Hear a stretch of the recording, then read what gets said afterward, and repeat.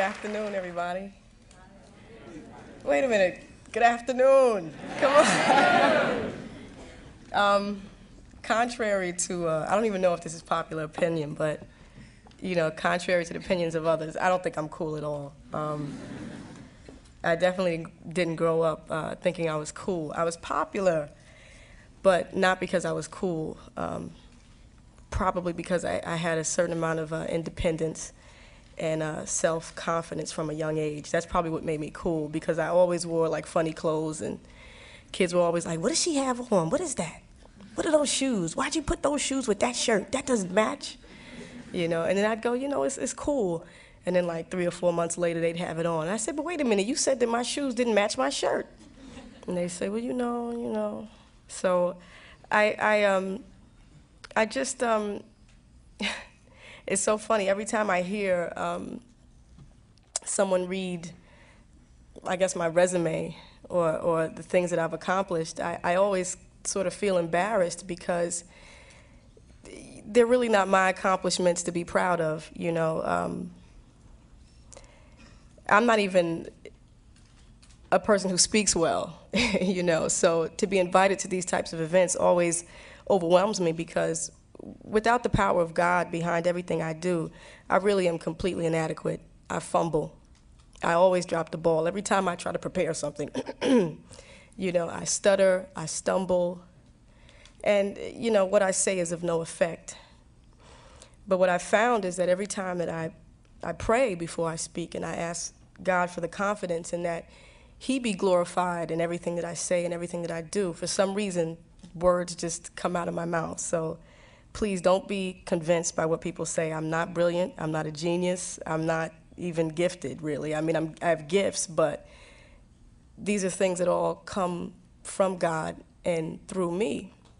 I'm 25 years old, which means that we're not separated, by a lot of years. I remember high school like it was 15 minutes ago.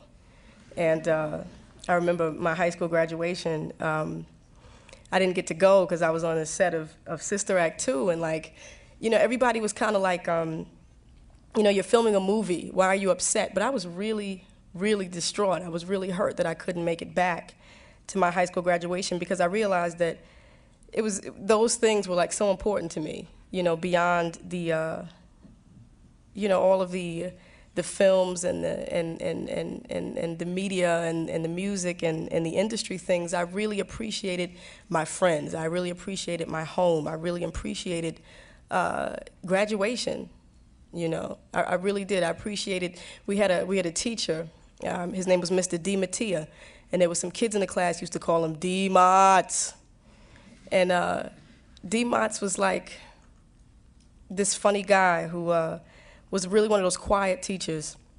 So we did a lot of bad things in his class, and this was like pretty advanced class, but we really acted up. And but I mean, those memories are the things that I hold on to, and even right now they ground me.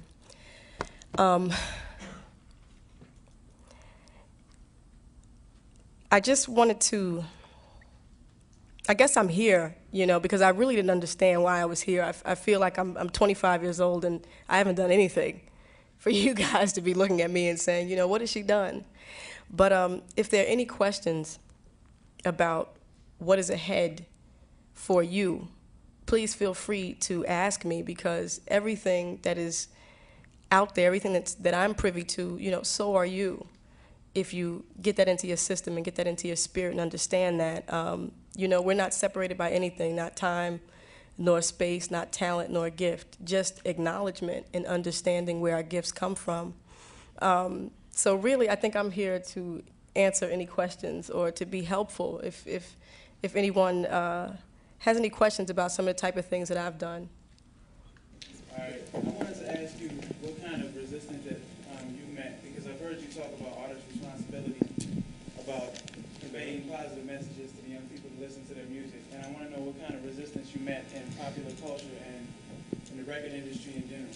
You know what I love? I'm telling you guys, please believe me, 5 years ago I was this. I was like, what kind of resistance did y'all meet in the industry with popular culture when the time was perhaps per se? I was so that. Oh, God. And now, let me tell you, where I am now, I accept and I understand that I don't know anything. First of all, you know, the music industry is just a microcosm of the world.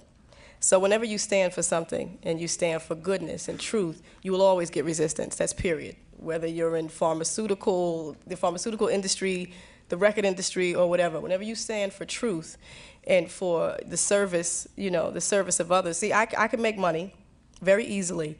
I could make records that are self-indulgent and, basically self-promote me. I could do that. Promote myself. That was redundant, but you know what I mean. Just do those things. It's very easy. As a matter of fact, lyrically as an MC, that stuff comes easy. But in order to promote something higher, I feel now, at the ripe old age of 25, that the only thing that I could do is serve others.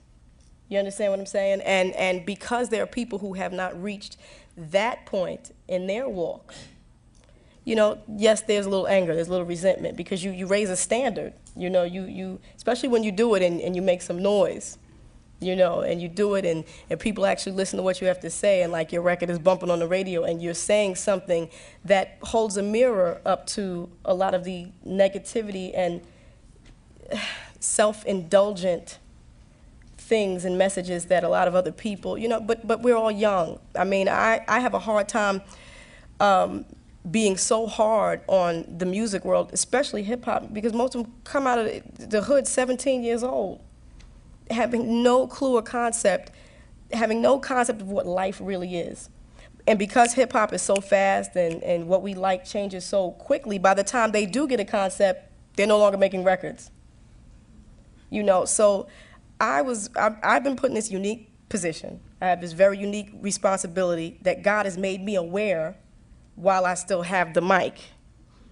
And it's like I was expressing to my good friend today. I said, my mother, she taught me. She raised me with certain morals and certain standards. But, like any kid, when I was out there with my friends, I cut up, I wilded out, acted up amongst people whose mothers may not have taught them the same ideals. But every time I acted up, it was like my mother was always right there. She was always there, like, Lauryn, I see you and you know better. And I got in trouble. And that is how my Father in heaven responds to me. Listen, I told you don't do that. I told you don't do that. And I told you that you better have the courage, because the kids, they may talk about you. They might say bad things about you, but when you come home, what I have waiting for you, if you do what I tell you to, and also what I have waiting for you if you don't.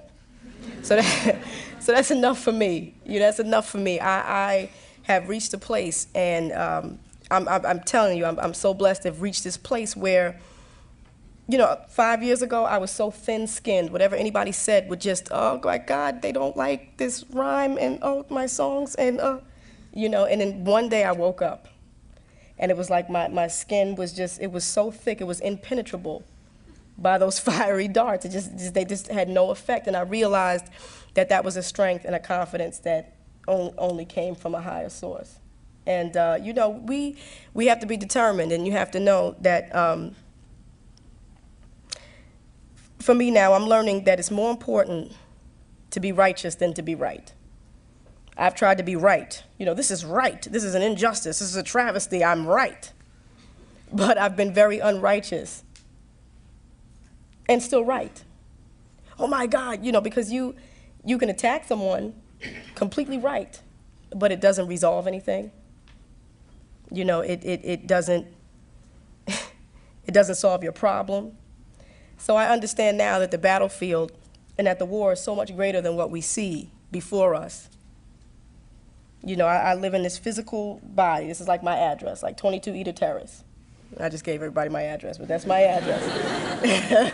Fight me, no. But this is where I live, but there's something much deeper. Who I am, has nothing to do with, the hair and the shoes and stuff, even though I like shoes. But, it has nothing to do with that.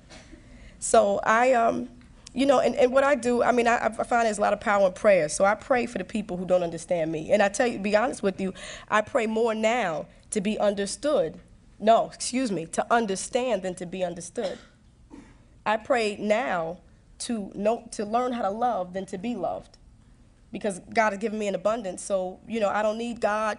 These people don't understand me. They think I'm crazy. Every time I'm on the mic, they just, it's not about that. I pray that I understand them so that I can talk to them, minister to them even more. You understand what I'm saying? So, I'm just not afraid of, it's of no effect. It's immaterial to me. Because our enemies are not physical bodies. They're actually our family. They don't know it, and we don't always know it. But our enemies are not, they're not flesh and blood.